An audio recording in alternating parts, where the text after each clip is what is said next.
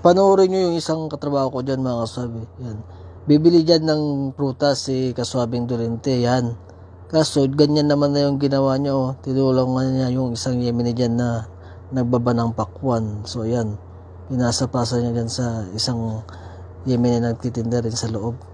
So yan nga. Sige, tuloy-tuloy pa rin siya dyan mga kaswabe na tinutulungan yung Yemeni dyan. Wow, nakakamiss naman to mga kaswabe, no? May ganyan pala siyang ugali na matuluyin mga kaswabe. Yan po ay kusa niya lang ginawa yan mga kaswabe. Hindi po siya yan nagpabayad, talagang siguro ganyan talaga ang ugali niya. May pagkamatuluyin talaga at yan nga yan ang ginawa niya. Yan po pala ay katrabaho ko mga kaswabe dito sa Paipa, Saudi Arabia. Isa rin siyang Pilipino. Alright. Saludo ko sa'yo, Dolente. Alright. Sige, tuloy mo lang ganyan na ugali mo, kaswabe. God bless you.